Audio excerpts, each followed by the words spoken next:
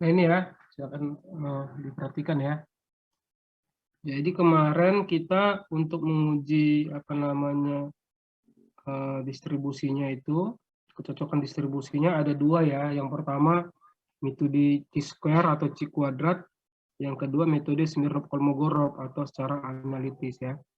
Jadi untuk ini, nah memang di buku ini setelah saya cek lagi ada beberapa ini ya salah pengetikan rumus, terus ada salah juga penyebutan lampiran ya. Jadi mungkin inilah yang membuat kalian kesulitan dalam apa namanya mengerjakannya kemarin. Tapi kita bahas ya.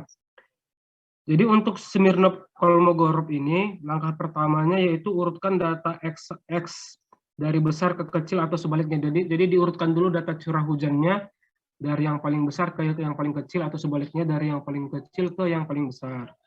Lalu tentukan peluang empiris masing-masing data yang sudah diurut tersebut dengan rumus tertentu. Bisa menggunakan rumus Weibull misalnya. Nah, jadi ini rumusnya ini terbalik ya. Jadi yang ini, rumusnya ini, itu terbalik, itu sama dengan I dibagi N tambah 1. Nah, jadi rumusnya ini bukan N tambah 1 dibagi I ya, tapi I dibagi N tambah 1. Nah, nanti kita lihat di contoh itunya, kelihatan. Terus di mana N itu adalah jumlah datanya, terus I itu adalah nomor urut data, setelah diurutkan dari besar ke kecil atau dari kecil ke besar. Lalu selanjutnya tentukan peluang teoritis masing-masing data yang sudah diurut tersebut, atau P aksen X, berdasarkan persamaan distribusi probabilitas yang dipilih, baik itu Gumbel, normal, dan lain-lain. Lalu hitung selisih atau delta PI antara peluang empiris dan teoritis untuk setiap data yang sudah diurut. Jadi rumusnya delta PI sama dengan PXI dikurang P aksen XI. Lalu tentukan apakah delta PI lebih kecil daripada delta P kritis. Jika tidak, artinya distribusi probabilitas yang dipilih tidak dapat diterima. Demikian sebaliknya. Lalu untuk delta P kritis, lihat tabel pada lampiran 38. Nah, jadi coba kita lihat ya. Misalnya ada soal seperti ini. Diketahui data curah hujan seperti tercantum pada kolom 2, tabel 36, soal 35, tentukanlah apakah distribusi probabilitas normal seperti yang diuraikan dalam soal 35 dapat diterima jika diuji dengan metode Smirnov-Kolmogorov. Nah ini, yang pertama kita isi ini ada berapa kolom ya ini? Kolom 1, kolom 2, 3, 4, 5, 6 ya. Ada 6 kolom. Di sini sebenarnya sudah ada penjelasannya. Yang pertama ini kolom 1 itu, kolom 1 ini adalah nomor urut data, karena datanya ada 10, berarti 1 sampai 10. Terus yang kolom 2, data hujan diurut dari besar ke kecil. Jadi ini data hujan yang ada kemarin diurut. Yang paling besar adalah 141,4, dan yang paling kecil adalah 80. Nah, tugas kalian nanti kalau ditugas disesuaikan ya, nilai curah hujannya sesuai tugas. Terus yang ketiga, itu peluang empiris, hitung dengan persamaan Weibull. Nah, persamaan yang tadi yang ini, bukan yang sebelumnya ya, itu salah ketik. Jadi yang sebenarnya persamaannya ini, P sama dengan I dibagi N tambah 1. Misal contoh ya, contoh kita yang nomor urut 9 dari mana? Nomor urut dia nomor urut 1. 1 dibagi N. N itu adalah jumlah datanya. Jumlah datanya ada 10. Berarti 10 tambah 1 sama dengan 1/11. Nah, 1/11 itu adalah 0,09 ya. Kalau 1/10 kan 0,1 ya. Ini 1/11 0,09. Begitu seterusnya ya sampai yang di sini yang 0,91. Bisa dimengerti ya untuk ini ya. Coba si Lucy Rahmawati. Lucy kalau yang ini 0,91 dari mana dapatnya, Dek? Yang mana, Pak? Ini 0,91. 0,91 didapatkan dari hasil peluang empiris, Pak. Dan itu didapatkan melalui persamaan Wibul, Pak. Nah, kayak mana dia apanya? Apa di I per N tambah 1, Pak. Misalnya I-nya 10, Pak. I-nya yang ke 10 per N tambah 1. Maksudnya 10 tambah 1 itu kan 11. Jadi 10 per 11, Pak. Ya, benar. Berarti dapatnya 10 per 11 ya. Oke.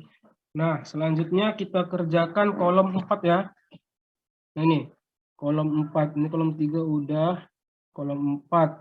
Untuk distribusi probabilitas normal, rumusnya adalah XT sama dengan X bar ditambah KT dikali S. Sehingga kalau misalnya dia rumusnya dijabarkan KT, misalnya dipindahkan untuk mencari KT, KT sama dengan XT dikurang X bar bagi S. Atau KT sama dengan XI dikurang X bar dibagi X, dibagi S. Nah, di mana KT itu sama dengan fungsi T. Jadi KT itu adalah sama dengan fungsi T. Jadi KT sama dengan FT. Dah. Langsung setelah itu kita untuk mencarikan ini kan mencari FT katanya kan.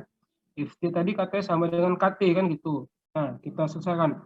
Untuk soal 35, nilai X barnya itu adalah 105,97. Itu udah dihitung dari apa ya? Dari yang kita kerjakan sebelumnya.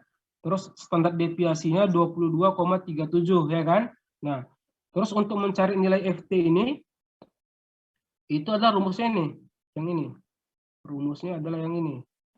Nah, jadi KT, apa FT sama dengan XI. XI yang pertama ini kalau misalnya kita mau dapat yang ini ya, 1,58. XI adalah ini 141,4 dikurang X rata-rata. X rata-rata atau X barnya ini 105,97 dibagi standar deviasinya, dibagi S standar deviasinya ini. Nah, makanya dapatlah 1,58. Itulah dapat 1,58 itu ini. Seperti itu. Oke ya, bisa dipahami ya untuk yang ini ya. Coba Marco Leonardo. Ya, Pak. Nah, jadi kalau misalnya ini Marco yang minus 1,1, minus 1,16 ini dapat dari mana Marco?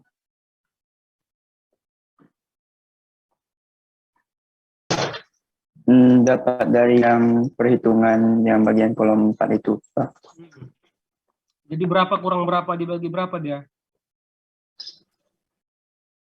XI dikurang XI-nya berapa?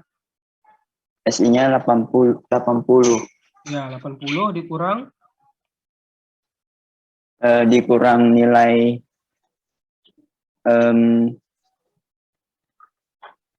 S garis X itu. ya, X barnya berapa? Nah, S bar. Untuk S barnya itu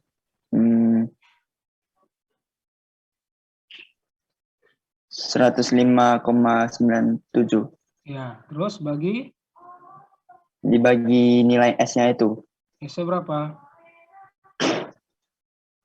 Untuk nilai S-nya itu 22,37. Oke, benar, bagus ya.